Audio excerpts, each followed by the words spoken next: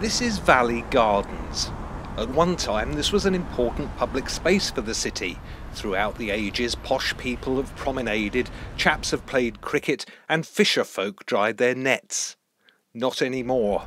These days the green spaces stretching from St Peter's Church to the Royal Pavilion are largely uninhabited islands in a sea of traffic. But the council wants to change that and revive the valley's role as an important city centre park. Of course, that'll mean reducing the impact of vehicles. The plan is to put general traffic here on the east side, travelling both north and south. In some places there'll be 2 lanes in each direction, in some places 1 lane in each direction. That means on the west side you can have a quieter road, just carrying buses, taxis and vehicles going to the North Lane area. This quieter road will form much less of a barrier than the current racetrack, meaning Valley Gardens becomes better linked to the city centre. To encourage more eco-friendly travel, there'll be more paths for bikes and pedestrians, and they'll actually go where people want to go. There'll be lots of trees planted and new landscaping. One of the most striking changes will be here at this spot south of St Peter's Church.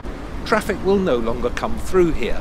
Instead, there'll be a new square and gardens south of the church, linked to the other gardens, Brighton's own St Peter's Square. All roads will be resurfaced.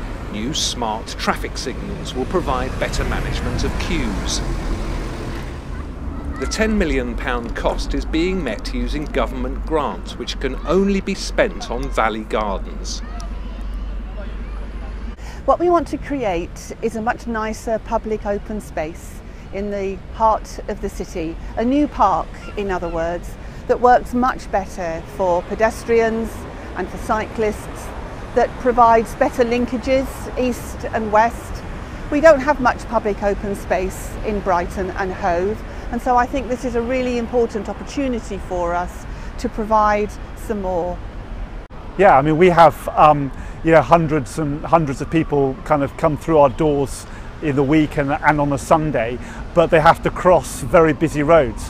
One of the challenges for us is we have about 150, 160 children that we see every Sunday, but we have to hire different spaces locally, and in order to get them to those spaces, we're putting on fluorescent bibs, walking across busy roads, dodging sirens. So yeah, it's sort of, on one sense we're right in the heart of it, and on the other sense we're on an island.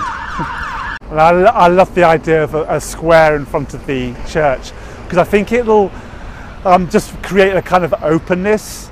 I think it will become a bit more of a destination place where people, rather than just rushing past, they can actually come and be here.